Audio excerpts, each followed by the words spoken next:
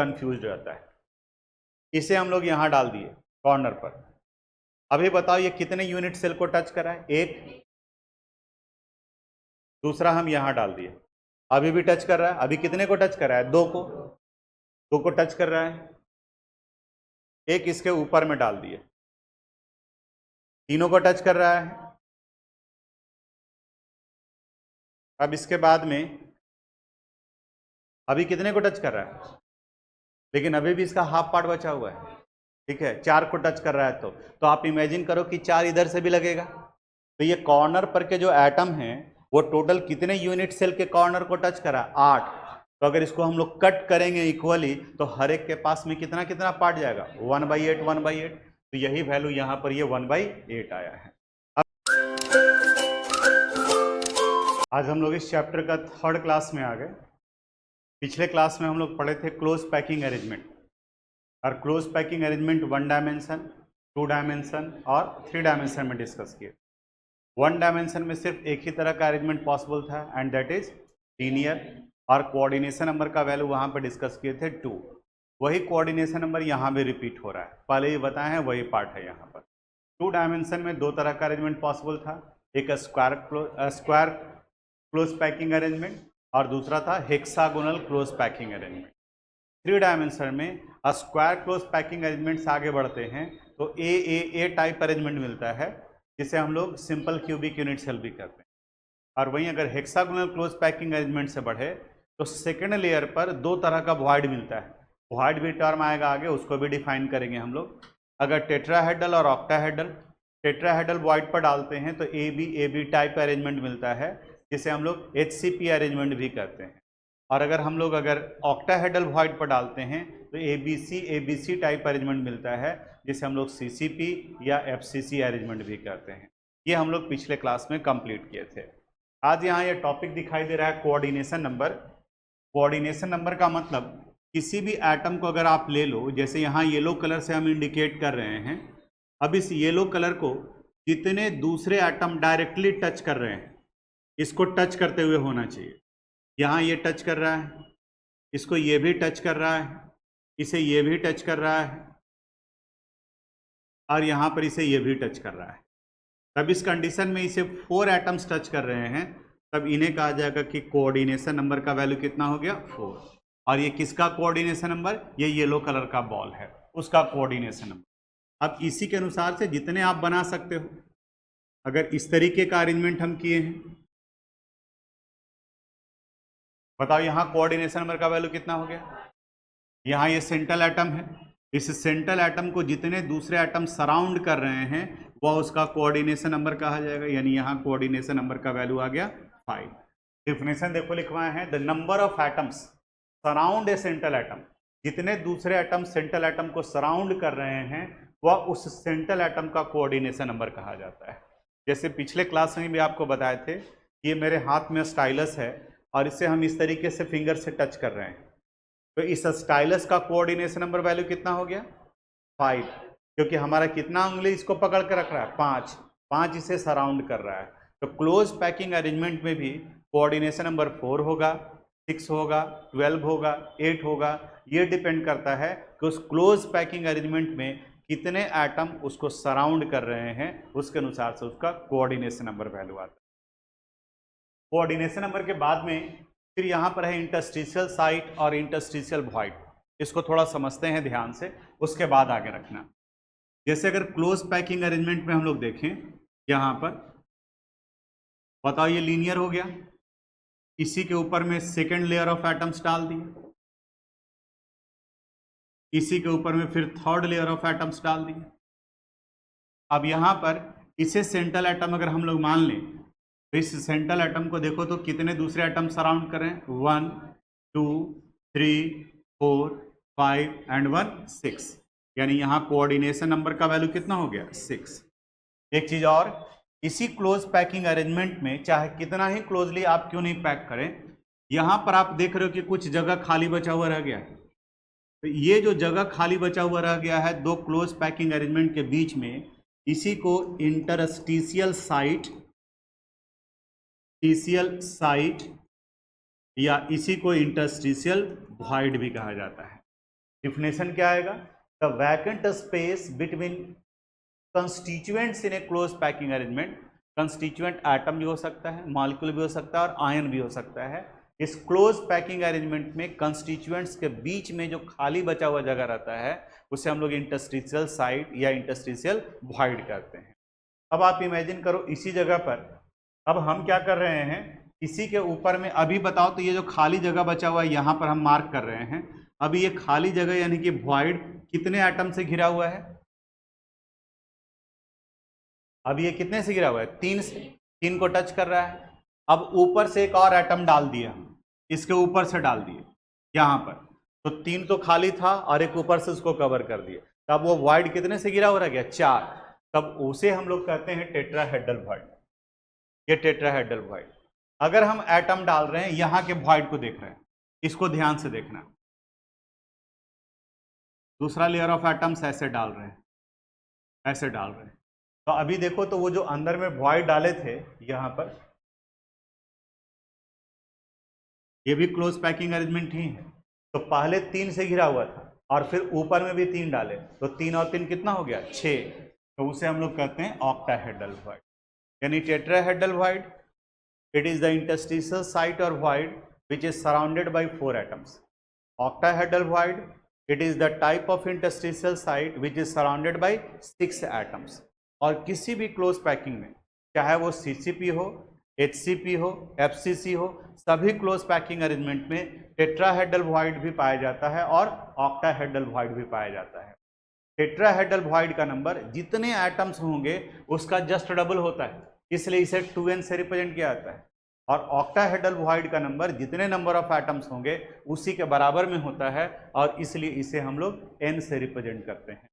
वही summarise form में देखो यहां पर लिखे हैं, total number of atoms in a close packing arrangement. अगर इसे हम लोग n से रिप्रेजेंट करते हैं तो total number of tetrahedral void उसका जस्ट डबल हो जाएगा, total number of octahedral void उसी नंबर ऑफ एटम्स के बराबर होगा, और टोटल नंबर ऑफ वॉइड्स क्योंकि टेट्राहेड्रल और ऑक्टाहेड्रल दोनों पाया जाता है तो 2n + n यानी कितने के बराबर होगा? 3n के बराबर। अब इसको पूरे को लिखवा देते हैं एक बार, देखिए हेडिंग डालो, इंटरस्टिशियल साइट और वॉइड। कोऑर्डिनेशन नंबर लिख लिए थे, डेफिनेशन हेडिंग डाले हो, सिर्फ लिखो, लिखवाते हैं, डेफिनेशन लिखवाते हैं, कोई बात नहीं, लिखिए। The number of atoms, the number of atoms surround a central atom, surround a central atom, a central atom in a close packing arrangement, in a close packing arrangement, close packing arrangement is called coordination number, is called coordination number of the central atom, is called coordination number of the central atom, of the central atom। अब कोई भी एक diagram बना दो, heading डालोगे interstitial site और void, interstitial site और void, ठीक है। The vacant space, the vacant space, vacant space between constituents, the vacant space between constituents, between constituents in a close packing arrangement, in a close packing arrangement is called interstitial site, is called interstitial site or interstitial void, interstitial site or interstitial void, interstitial void। Paragraph change, if the void is surrounded by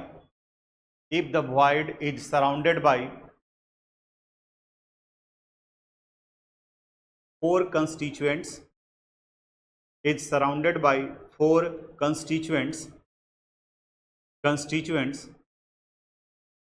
then it is called tetrahedral void.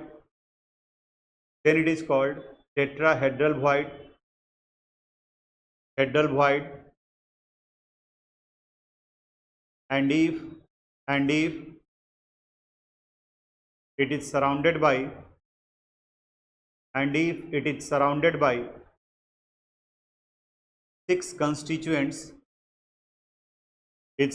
by six constituents, then it is called octahedral void. Octahedral void.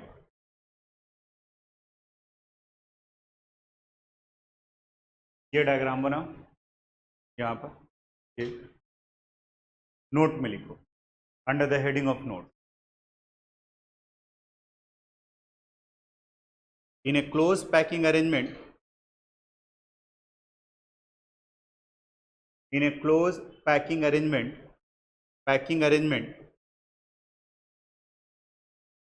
both tetrahedral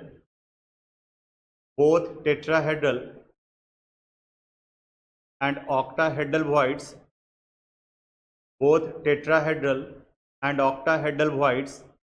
are present. The number of tetrahedral void is just double, equal नहीं, just double. The number of tetrahedral void is just double of the number of atoms,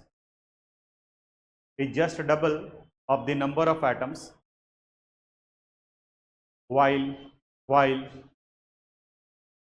the number of octahedral void is equal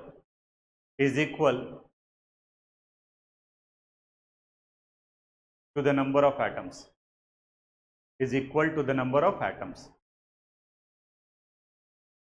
क्योंकि tetrahedral का number just double होता है, इसलिए tetrahedral को हम लोग 2n से रिप्रेजेंट करते हैं, और ऑक्टाहेड्रल का नंबर ऑफ एटम्स के बराबर होता है, इसलिए इसे हम लोग n से रिप्रेजेंट करते हैं. जो स्टेटमेंट लिखवाए हैं उसी का समराइज पार्ट यहाँ स्क्रीन पर दिखाई दे रहा है आपको, इसको भी आप नोट. चलो अब यहाँ पर ये एक नया टॉपिक दिख रहा है आपको, lattice site and part of atoms at each lattice site. इससे रिलेटेड न्यूमेरिकल्स वगैरह भी बनाना है और एक बहुत ही इंपॉर्टेंट ऑब्जेक्टिव क्वेश्चन भी सोल्व करना है. लैटिस साइट पिछले क्लास में भी आपको बताए थे.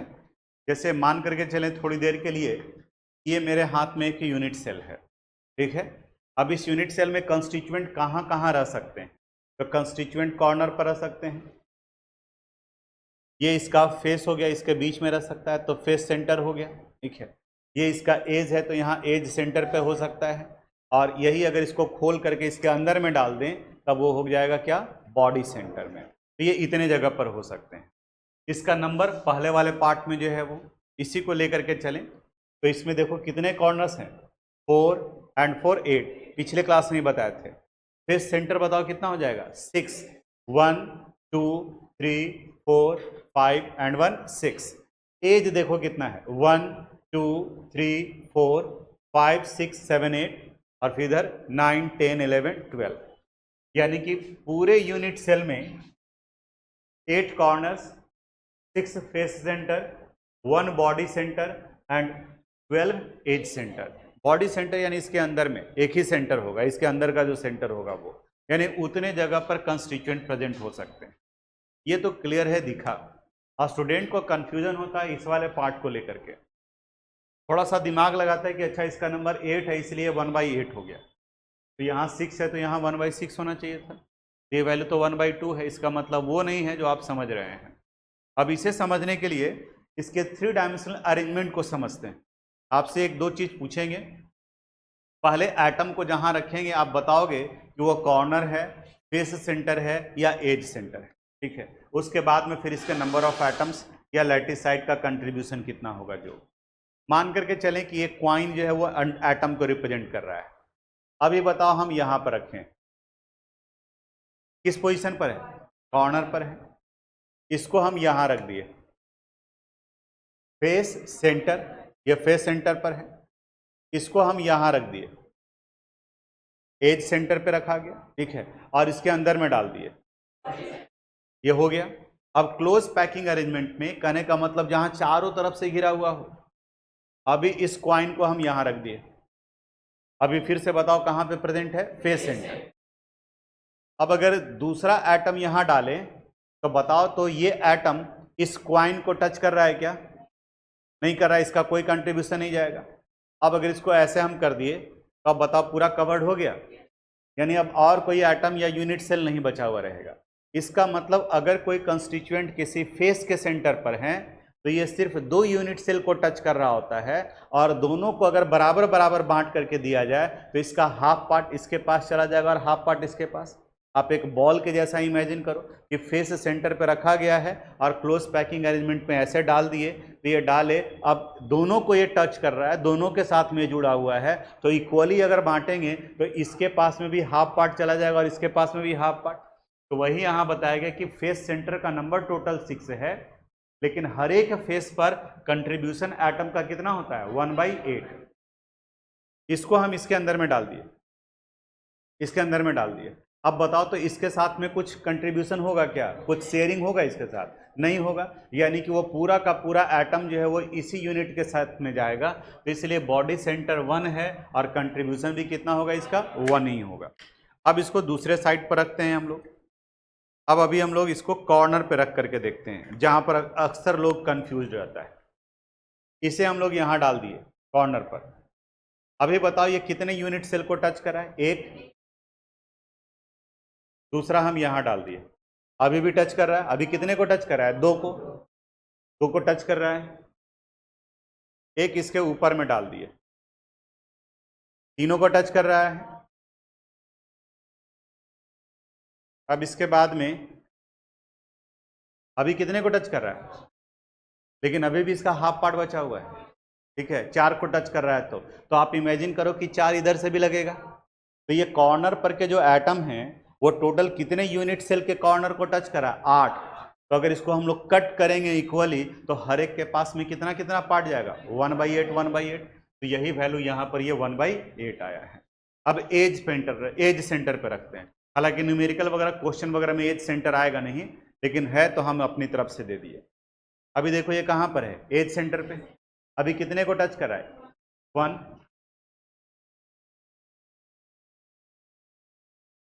अब ये कितने को टच कर रहा है, 2। तो 2 को टच कर रहा है, 2 के साथ में जुड़ा हुआ है, तो इसका हाफ पार्ट कवर हो गया। अब बाकी का 2 ही बचा ना, अब पूरी तरह से कवर अप हो गया, ठीक है। तो यानी कि हर एक के पास में कंट्रीब्यूशन कितना कितना जाएगा, 1/4 1/4, क्योंकि एक एटम जो है 4 एज सेंटर को कवर कर रहा है। तो अब देखो यहाँ पर अगर कोई कंस्टिट्यूएंट कॉर्नर पर है तो हर एक कॉर्नर पर इनका कंट्रीब्यूशन 1/8। अगर फेस पर है तो कंट्रीब्यूशन 1/2, बॉडी सेंटर में है तो कंट्रीब्यूशन 1, और एज सेंटर पर है तो कंट्रीब्यूशन 1/4। बोलो यहाँ तक आया समझ में? फिर से अब बोर्ड पर नहीं देखो, यहाँ हमको बताओगे। आप बताओ यूनिट सेल में टोटल कितने कॉर्नर्स, 8। कितना फेस सेंटर, कितना बॉडी सेंटर, 1, और कितने एज सेंटर, 12। कंट्रीब्यूशन अब बताना है। अगर कोई कंस्टिट्यूएंट्स कॉर्नर पे प्रेजेंट है तो कंट्रीब्यूशन हर एक कॉर्नर पर कितना जाएगा, 1/8।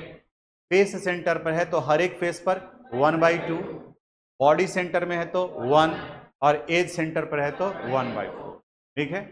1 मार्क्स का इंपॉर्टेंट क्वेश्चन अब इस पार्ट से रिलेटेड पूछता है कि कोई टाइप ऑफ यूनिट सेल है, कई बार बोर्ड एग्जामिनेशन में पूछा है, इसमें नंबर ऑफ एटम्स एफसीसी में, बीसीसी में या सिंपल क्यूबिक में कितने होते हैं।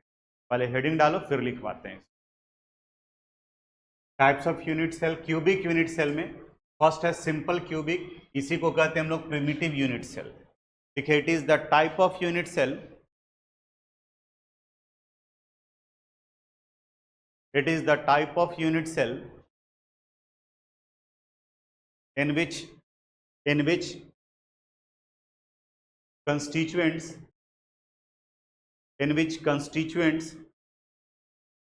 are present, in which constituents are present at all the corners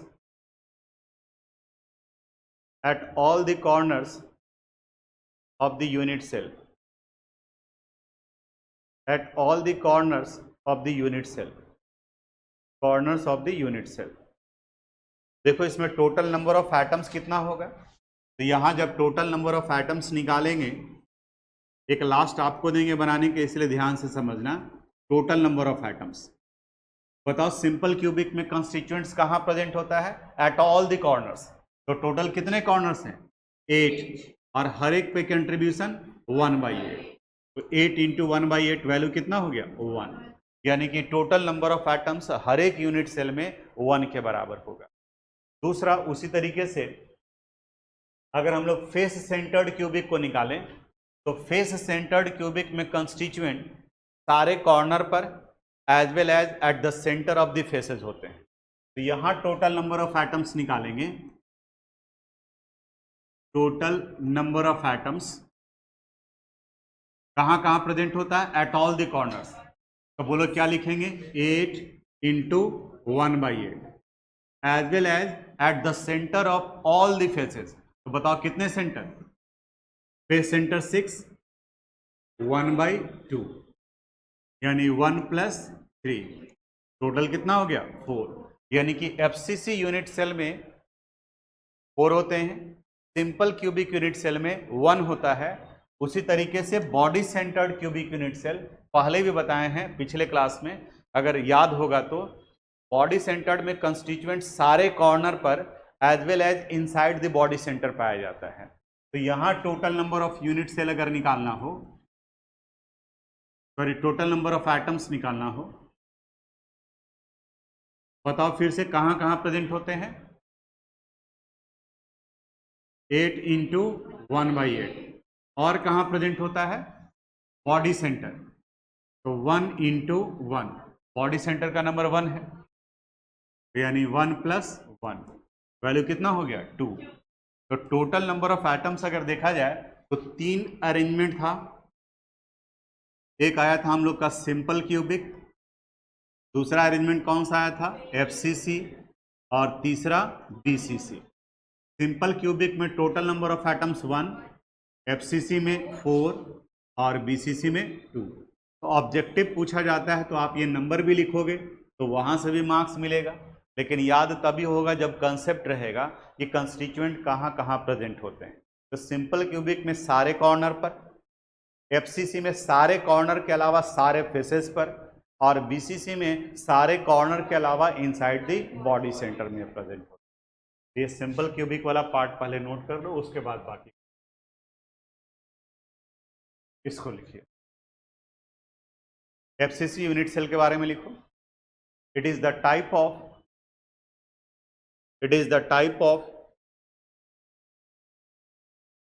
cubic unit cell,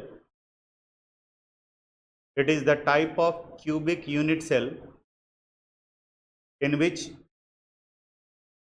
constituents are present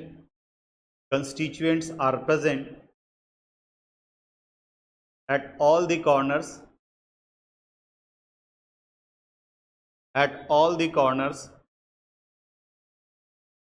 as well as at the center of all the faces,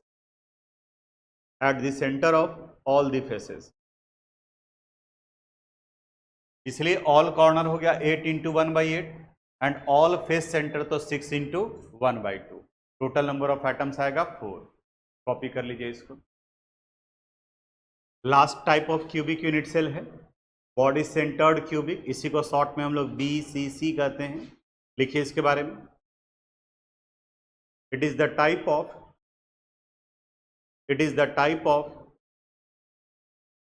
cubic unit cell. It is the type of cubic unit cell in which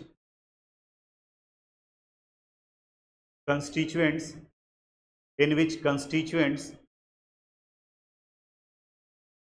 are present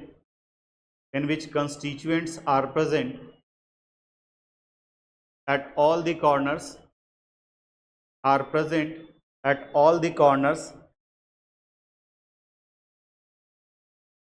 as well as inside the body center,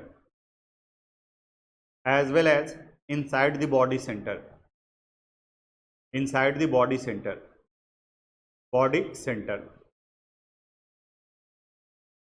note कर लीजिए।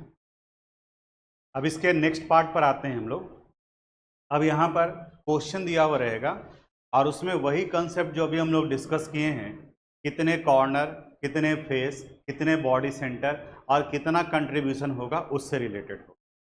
Question अभी यहाँ आपको दिखाई दे रहा है, ये आपके बुक का क्वेश्चन नहीं है, ये क्वेश्चन हम अपनी तरफ से क्रिएट किए।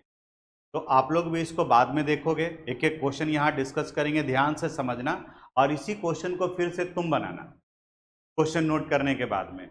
जैसे इसमें से कई लोग जो है वो ऑनलाइन अभी जो है वो देख रहे हैं, या फिर जो वीडियो देखोगे आप तो पॉज करोगे वीडियो को और फिर वहाँ से क्वेश्चन नोट कर लेना, वहाँ पर मिलेगा। यहाँ देखते हैं क्वेश्चन में क्या करा है। In a close packing arrangement constituents A are present, कहाँ पे प्रेजेंट है, ऑल द कॉर्नर्स। देखो इंफॉर्मेशन अलग करना पड़ेगा। And constituent B are present at the centre of all the faces. Determine the formula centre of the faces. अब यहां पर ए और बी का नंबर निकालना होगा, तो फिर से आप बताओ। तो अभी अंडरलाइन भी किए हैं। ए कहां प्रेजेंट है, ऑल कॉर्नर्स। तो कितने कॉर्नर्स हैं, 8 इंटू 1/8, वैल्यू कितना हो गया 1। बी का नंबर ऑफ एटम्स निकालते हैं। बी कहां प्रेजेंट है, eight the centre of faces. बताओ कितने फेसेस, कंट्रीब्यूशन कितना हो गया 3। तो अब इसका फॉर्मूला जब लिखते हैं तो ये सिंपलेस्ट रेशियो में होना चाहिए। तो ये 1 है, 3 है, तो इसे और सिंप्लीफाई नहीं किया जा सकता है। तो इनका फॉर्मूला हो गया A1 B3, या इसी को सिंपली लिख सकते हैं हम लोग AB3। जैसे जो कंडीशन कहेगा, जो 2, 3, 4 भी कंस्टिट्यूएंट हो सकते हैं। सेकंड क्वेश्चन पर आते हैं। फिर वैसा ही सोचना है। In a close packing arrangement if constituent A are present at all the corners as well as inside the body centre, यानी कि अब ए दो जगह पर है, कॉर्नर पर भी है और कहां पर है, बॉडी के अंदर में भी है। while constituent B are present at the half of the face center, then determine the formula। यहीं से कंडीशन निकालना हो कि कहां कहां पर है। यहां ध्यान दो, देखो तुम लिखना शुरू कर दिए, पता नहीं क्यों। तुम ही बताओ ए कहां कहां पर है।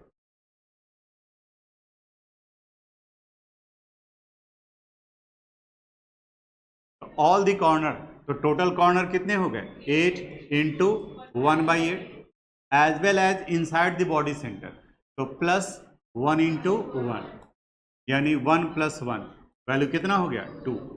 अब बी का निकालते हैं। बी का देखो are present at the half of the face centre, half of the face centre, तो टोटल फेस सेंटर कितना होता है 6, तो half of the face centre का मतलब 3 इंटू बोलो 1/2, यानी वैल्यू कितना हो गया 3/2। तो इसको सिंपलेस्ट रेशियो में और नियरेस्ट होल नंबर में कन्वर्ट करना है। देखो अब ये फ्रैक्शन में आ गया, ये 2 है और ये 3/2 है, तो इसको भी मल्टीप्लाई कर देंगे 2 से और इसे भी मल्टीप्लाई कर देंगे 2 से, तो ये वैल्यू हो गया 4 और ये वैल्यू कितना हो गया 3, यानी कि अब फार्मूला हो गया ए का नंबर 4 और बी का नंबर 3, यानी A4। यानी ऐसे करके हर एक कंडीशन को चेक करना होगा। इसमें देखो, in a close packing arrangement constituent A are present at all the corners, B is present inside the body center while C is present at the center of all the faces. अब इनका formula निकालना है. अब आप बताओ थोड़ा सा, A के लिए क्या लिखें, कहाँ 8 into 1/8 at all the corners, value कितना हो गया 1. बी का नंबर बताओ कहाँ प्रेजेंट है, बॉडी सेंटर, क्या लिखेंगे 1 इंटू 1 यानी 1. सी कहाँ प्रेजेंट है, ऑल द फेस सेंटर, क्या लिखेंगे इंटू 1/2, वैल्यू कितना हो गया 3. बोलो फार्मूला क्या हो जाएगा, ABC3. है समझ में कैसे बनेगा जो, तो आप इसको बनाओ तो देखो, ट्राई करो. हाँ देखो थोड़ा सा इसमें है कैलकुलेशन वगैरह. In a close packing arrangement constituent A are present at 6 corner. कितने कॉर्नर पर है, 6 पर. तो ए का नंबर हो गया 6 इंटू 1/8. आगे देखेंगे, P are present inside the body centre as well as at the centre of 2 faces. तो बी का नंबर हो जाएगा इनसाइड द बॉडी सेंटर यानी 1 इंटू 1 प्लस कितने फेस सेंटर पर 2 into 1/2. While C are present at rest of the corner. तो rest of the corner कहने का मतलब के कॉर्नर तो ए के द्वारा ऑक्युपाई कर लिया गया, तो सी के लिए कितना बचा हुआ रह गया 2. यहाँ 2 इंटू 1/8. आगे rest of the corners as well as the centre of rest of the faces. तो देखो टोटल फेस में से 2 फेस बी के द्वारा ऑक्युपाई कर लिया गया, कितना फेस बचा हुआ है 4 इंटू 1/2. यही केमिस्ट्री था इस क्वेश्चन के पीछे. बाकी अब मैथ्स के जैसा सोल्व करना है. तो 6 इंटू 1/2 बताइए वैल्यू कितना हो जाएगा 3/4. 1 इंटू 1 1 हो गया और इंटू 1 ये कैंसिल हो जाएगा ना, कितना आएगा वैल्यू 2. 2 इंटू 1/8 यानी कि यहाँ आ गया वैल्यू 1/4 और यहाँ पर 2. एलसीएम निकालेंगे वैल्यू कितना हो जाएगा 4 2 जा 8 एंड 1 9/4. यही ना, गलत होगा तो फिर बताना. यानी कि इनका वैल्यू आ गया 9/4. अब इसको होल नंबर में कन्वर्ट करना है. तो देखो यहाँ भी 4 है, यहाँ भी 4 है, तो सबको 4 से मल्टीप्लाई करो. जो भी करेंगे वो सब के लिए करना होगा. तो यहाँ पर वैल्यू आ गया 3, यहाँ वैल्यू आ गया 8, ये दोनों कैंसिल हो गया और यहाँ वैल्यू आ गया 9. यानी A3 B8 और C चेक कर लीजिए बना था कि नहीं का, तुम्हारा आया था, 2 लोगों का आया था. बाकी देखिए क्या मिस्टेक हुआ कैसे हुआ. यहाँ पर जो भी कंस्टिट्यूएंट थे ए बी और सी वो सब के सब लैटिस साइड पर प्रेजेंट थे. अब जो आगे क्वेश्चन आने वाला है उसमें कुछ कंस्टिट्यूएंट लैटिस साइड पर होगा और कुछ इंटरस्टिशियल वॉइड पर होगा. तो लैटिस साइड पर जितने होंगे उन सब के नंबर को हम लोग n मान लेंगे, क्योंकि उसी के अनुसार से टेट्राहेड्रल और ऑक्टाहेड्रल डिपेंड करता है. जैसे अभी हम लोग लिखे थे कि अगर total number of atoms n है तो टेट्राहेड्रल का नंबर 2n और ऑक्टाहेड्रल का नंबर भी n के बराबर होता है. तो लैटिस साइड पर क्या क्या हो सकता है, लैटिस साइड पर हो सकता है बीसीसी अरेंजमेंट, एफसीसी अरेंजमेंट या सिंपल क्यूबिक अरेंजमेंट, यानी कि सिर्फ कॉर्नर पर, फेस पर एज वेल एज कॉर्नर पर, बॉडी सेंटर पे एज वेल एज कॉर्नर पर. उसके अनुसार से कुछ क्वेश्चन है यहाँ पर. ये देखो, करा इन a close packing arrangement constituent A occupy CCP और एफसीसी लैटिस. तो 2 तरीका है. एक तो आप निकाल सकते हो कि एफसीसी में टोटल नंबर ऑफ एटम कितना था 4, लेकिन वो बढ़ जाएगा अगर एचसीपी दे दिया तब. सीसीपी में आप भूल गए तब, एफसीसी तो याद रहेगा, सीसीपी भूल गए तब. तो सीधा सीधा है जो लैटिस साइड पर रहेगा. लैटिस साइड कहने का मतलब CCP, HCP, BCC, simple cubic, उन सब के नंबर को क्या मान लेंगे n. तो यहाँ पर एक लैटिस साइड पर प्रेजेंट है तो इसका नंबर मान लिए n. दूसरा करा while constituent B are present at all the tetrahedral void. तो बी ऑल द टेट्राहेड्रल यानी इसका वैल्यू कितना हो जाएगा 2n. तो यहाँ n n कैंसिल हो गया, यहाँ 1 और इस जगह पर कितना 2. तो फार्मूला हो गया इसका ए बी। दूसरा क्वेश्चन पर आते हैं। यहां देखो, in a close packing arrangement constituent A occupy CCP lattice while constituent B occupy all tetrahedral and octahedral void, यानी कि अब टेट्राहेड्रल पर भी है और ऑक्टाहेड्रल पर भी। तो बताओ A सीसीपी लैटिस पर है तो A के नंबर को क्या मानेंगे? N, ठीक है। B ऑल टेट्राहेड्रल यानी 2N प्लस ऑक्टाहेड्रल यानी N, वैल्यू कितना हो गया? 3N। अब इन दोनों का रेशियो निकालेंगे तो N N कैंसिल हो गया, तो यहाँ वैल्यू कितना आ जाएगा? 1 और यहाँ 3। बोलो फार्मूला क्या हो गया? AB3। नेक्स्ट क्वेश्चन पर आते हैं। In a close packing arrangement constituent A occupy CCP lattice while B occupy 2/3 of tetrahedral void। ये एनसीईआरटी बुक का क्वेश्चन है। तो बताओ A के नंबर को क्या लिखेंगे? क्यों N? क्योंकि ये लैटिस साइड पर है। B का नंबर 2/3 ऑफ टेट्राहेड्रल, तो टेट्राहेड्रल का मतलब 2N और इसका 2/3 यानी 2/3। वैल्यू कितना हो जाएगा? 4N/3। ये फ्रैक्शन में है। बोलो पहले क्या करेंगे? इसको इसे भी और 3 से इसे भी, जिससे मल्टीप्लाई करेंगे उससे पूरे को मल्टीप्लाई करेंगे। अब ये वैल्यू देखो कितना आ गया? 3N और ये वैल्यू 4N। NN कैंसिल हो गया। बोलो फार्मूला A3B4। यहां देखो, in a close packing arrangement constituent A occupy CCP lattice while B occupy half of tetrahedral and 1/3 of octahedral void। बताओ A का नंबर N, B का number 2N into 1/2 plus N into, very good, N into 1/3। तो ये 2N into 1/2, 2 cancel हो गया, कितना value बचा? N plus N/3। इसको 3N प्लस N कितना हो जाएगा? 4N/3। अब इसको होल नंबर में कन्वर्ट करना है, इसे भी 3 से और इसे भी 3 से। तो यहाँ वैल्यू आ गया 3N और यहाँ 4N। NN cancel. बोलो फार्मूला A3B4। अब ये सारा जो काम करना है ना, ये क्वेश्चन अगर पूछा गया तो 1 मार्क्स का होगा। ये आप रफ वगैरह में कर सकते हैं जैसे जो है, ठीक है। आपको आंसर ये जो है बोल्ड दिखाना होगा। ये अगर सामने में भी कर रहे हैं तो इसको बॉक्स कर दीजिए, इसको अंडरलाइन कर दीजिए, इसको बोल्ड कर दीजिए, ताकि ध्यान यहाँ पर जाए कि कैसे ये पहुंचा है। वो उतना कुछ था यूनिट सेल से रिलेटेड, फार्मूला से रिलेटेड। ये 2 तरह का टाइप था, तो क्वेश्चन यहाँ कवर किए। अब अगले क्लास में हम लोग डिराइवेशन से रिलेटेड बात करेंगे।